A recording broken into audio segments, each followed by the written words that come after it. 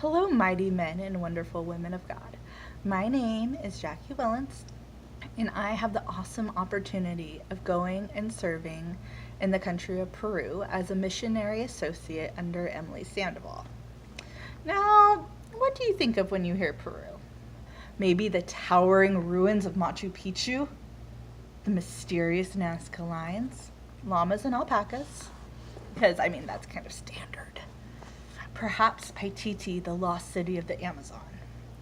Well, I'm not going in search for a city of gold. I am going to go find some amazing treasure. You see, in just the regions of Lima, Amush, Ica, and Callao, there are 450 churches waiting to be encouraged to missions. I was encouraged to missions as a 17-year-old youth student. And I can remember very clearly being in an auditorium with hundreds of other students at a youth convention. And for once, in a rare moment of God-ordained amazement, I was paying attention.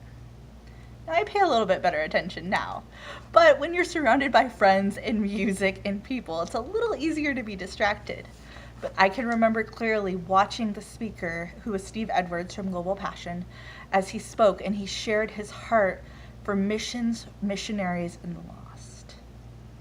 And I remember something began to stir in me as he was telling us that not only did God call these special people, but it wasn't that they're special people, they were special because they were called by God, and that I could be called by God. See, I'd already gone on 2 mission trips to Mexico with my youth group and had heartbreaking experiences, world-shattering experiences even. But I hadn't found confidence in what God was calling me to do. Well, as he spoke, it came time, as you expect for the altar call. What was not expected was they projected a world map down onto the floor of the auditorium.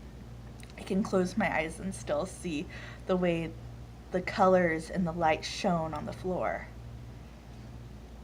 I remember them saying, if you feel God is calling you to go, come here now.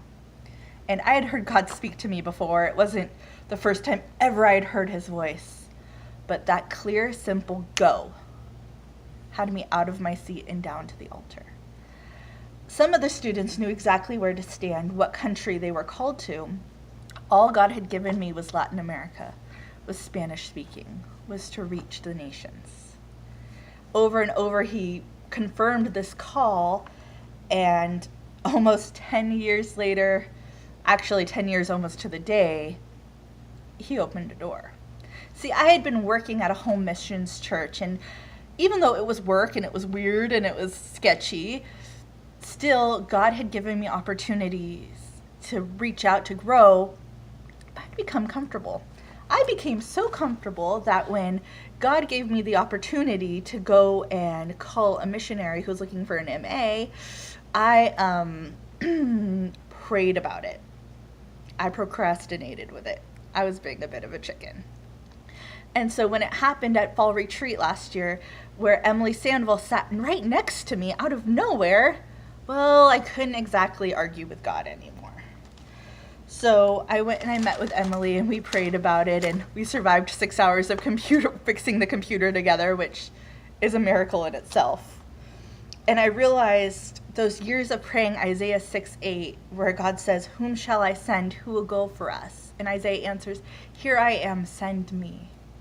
Years of "here I am, send me" prayers were answered in that moment, where it was, here's the next step, let's go. Years of praying, and there was the open door. So let me explain this door a little bit to you. As I mentioned earlier, I'll be working with Emily Sandoval, who is one of 7 missions promoters in the country of Peru, with the goal of resourcing pastors and raising up missionaries to serve within and outside of the country. Personally, I will be assisting in helping everything with social media, communications between pastors in Peru and in the States and in other countries, facilitating mission teams, training leaders, and preaching. Through serving, we will be working with national churches to equip, encourage, and present the gospel to present and future ministry leaders in Peru. But none of this is possible without partnership. God owns the cattle of 1,000 hills. He can do whatever he wants, but he wants to include us. He wants to include you. He has given you this amazing opportunity, just as he's given me. I need your prayers. Missionaries all over the world need your prayers. I'm asking for your prayers. I need people who will pray, who will give, and then also you're more than welcome to go. We would love to have teams from churches come and spend time with us and do all kinds of trips. So what will you do? Peru is calling. I must go.